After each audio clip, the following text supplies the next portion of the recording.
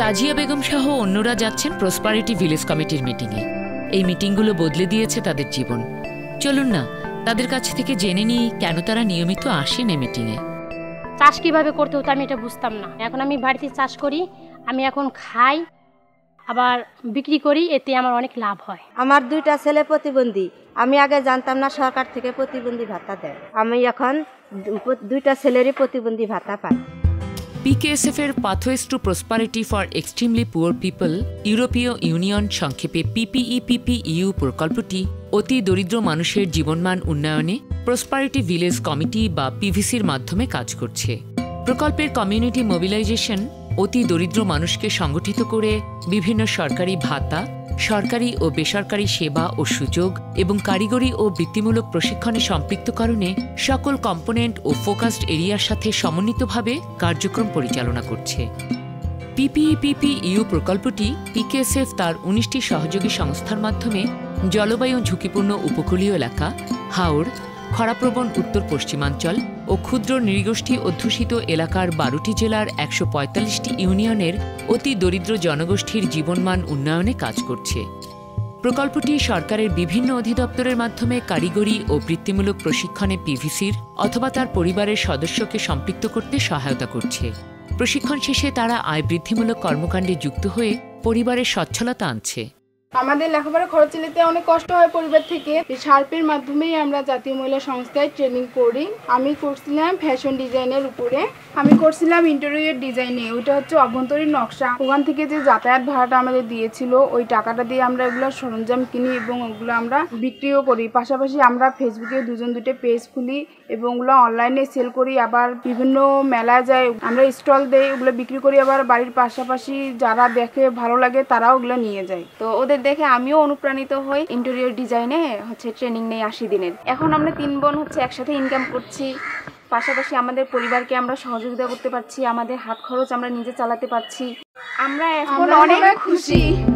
উপজেলা যুব উন্নয়ন, সমাজসেবা, মহিলা বিষয়ক, কৃষি সম্প্রসারণ, মৎস্য ও প্রাণী সম্পদ কার্যালয়ের সাথে যোগসূত্রের কাজটি করছে এই প্রকল্প। সার্ভের সহযোগিতায় যুব উন্নয়ন থেকে 3 মাসের একটা ট্রেনিং নিয়েছিলাম মোটরসাইকেলের কাজ শেখার জন্য। ট্রেনিং শেষে কাজ শেখা, সার্ভে থেকে 40,000 টাকা লোন নিয়ে আমি আমার ব্যবসা প্রতিষ্ঠান চালু করলাম। এখন আমি পার ডে 700-800 টাকা ইনকাম করে আমি নিজের পায়ে নিজে দাঁড়াইতে পারছি। শুধু প্রশিক্ষণ প্রদান নয়, এককালীন অনুদান, সহজ শর্তে ঋণ প্রদানের মাধ্যমে উৎসাহিত করছে প্রশিক্ষণে অর্জিত দক্ষতা কাজে লাগাতে। কেউ বা চাকুরির জন্য যোগ দিয়েছে কোনো প্রতিষ্ঠানে। আগে তো আমাদের খুবই অভাব ছিল, ছেলে মেয়ের তো লেখাপড়ার খুবই কষ্ট।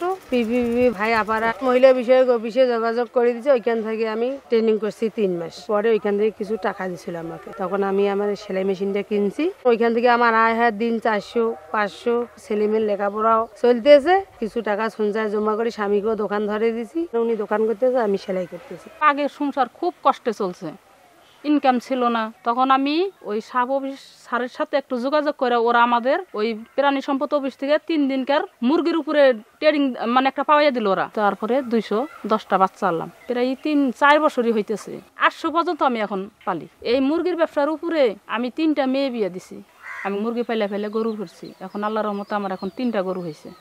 কমিউনিটি মোবিলাইজেশন বিভিন্ন সরকারি সেবাদানকারী প্রতিষ্ঠানগুলো থেকে সেবা প্রাপ্তি ও অতি দরিদ্র জনগোষ্ঠী বান্ধব পরিবেশ তৈরির জন্য অ্যাডভোকেসি করছে। ফলে উপজেলা পর্যায়ে বিভিন্ন দপ্তর থেকে PVC সদস্যরা সরাসরি সেবা গ্রহণ করতে পারছেন। PPEPPEU প্রকল্প তারাও বিভিন্ন প্রশিক্ষণ আয়োজন করে থাকে।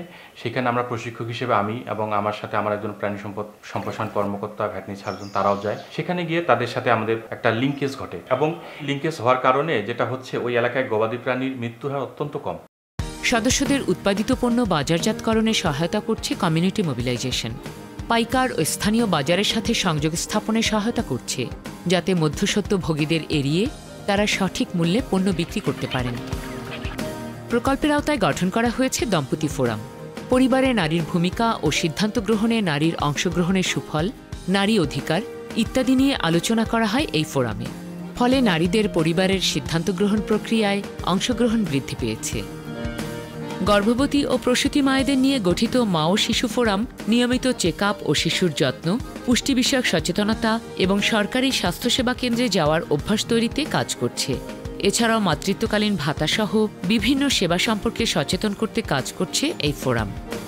মা ও শিশু সহ স্থানীয় মানুষ যেন কমিউনিটি ক্লিনিক থেকে সঠিক সেবা পায় তার জন্য কমিউনিটি গ্রুপকে সক্রিয় করা ও এতে প্রকল্পের সদস্যদেরকে যুক্ত করা হচ্ছে। ফলে কমিউনিটি ক্লিনিকগুলোতে সেবার মান ও সেবাগ্রহীতার হার বৃদ্ধি পেয়েছে।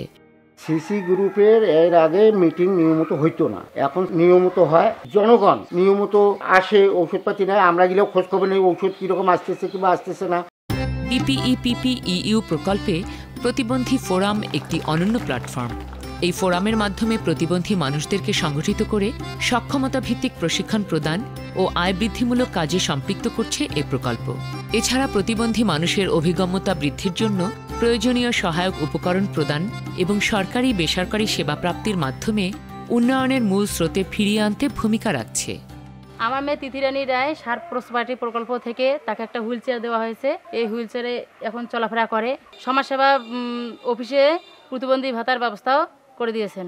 সমাজসেবা কার্যালয়ের যে বর্তমানে যে ভাতাগুলোর বরাদ্দ আসে সেগুলো মূলত সবগুলো অনলাইনে আবেদন করতে হয়। জীবিকাকে আমরা রিকোয়েস্ট করি যে এইগুলো তাদের যেহেতু ফিল্ড লেভেলে জনবল বেশি থাকে তুলনামূলক, সেই জন্য আমরা বলি যে তাদের লোক দিয়ে একটু অ্যাওয়ারনেস প্রোগ্রামগুলো বাড়ায়, যাতে মানুষ সেই ভাতাগুলো সম্পর্কে জানতে পারে এবং তারা সেই বিষয়ে আবেদন করতে পারে সঠিক সময়ের মধ্যে। পিভিসির মিটিংয়ে যায় জানতে পারি যে যারা স্ট্রোকে প্যারালাইজ রোগীদের বিশেষ অনুদান দেওয়া হয় সমাজসেবা থেকে। আমি 50,000 টাকা ওদের মাধ্যমে পেয়েছি। টাকাটা পাওয়ার পরে আমার শাশুড়িকে আমি ভালোভাবে চিকিৎসা করি। বাকি টাকাটা দিয়ে আমি ছিট কাপড়ের ব্যবসা শুরু করছি। কারণ যতদিন আমার শাশুড়ি বেঁচে থাকে ততদিন যেন এই টাকার থেকে আমার শাশুড়ির চিকিৎসাটা করতে পারি। দুর্যোগ ঝুঁকি হ্রাসের ক্ষেত্রে সমন্বিত পরিকল্পনা অত্যন্ত গুরুত্বপূর্ণ।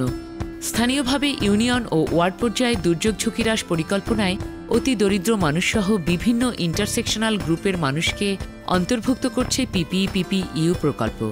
ইউনিয়ন ও ওয়ার্ড দুর্যোগ ব্যবস্থাপনা কমিটির দক্ষতা ও সক্ষমতা বৃদ্ধির মাধ্যমে সক্রিয় ও কার্যকর করা এবং কমিটিগুলোতে প্রকল্পের সদস্যবৃন্দকে যুক্ত করা হচ্ছে। আমার ইউনিয়ন পরিষদের স্ট্যান্ডিং কমিটির যে পদগুলো রয়েছে সেখানে ছারপের যে সদস্যগুলো আছে তাদেরকে সংযুক্তি করা হয়েছে এবং সেটির মাধ্যমে আমরা জবাবদিহিতামূলক কার্যক্রমের প্রতিফলন দেখতে পাই। আজকের কিশোর কিশোরীরাই আগামী নেতৃত্ব দেবে।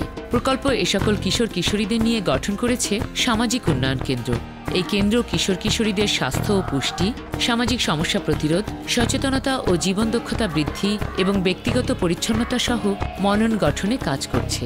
তাই কিশোর কিশোরীদের কাছে এই কেন্দ্র হয়ে উঠেছে এক খোলা মাঠ, যেখানে তারা আনন্দে মেতে ওঠার পাশাপাশি পরবর্তী জীবনের জন্য প্রস্তুত হতে পারছে। PPEPPEU প্রকল্পের অন্যতম উদ্দেশ্য হচ্ছে কমিউনিটির আচরণ পরিবর্তন করা। তাই কমিউনিটির মানুষকে সচেতন করতে প্রদর্শন করা হচ্ছে ইস্যুভিত্তিক পথনাটক।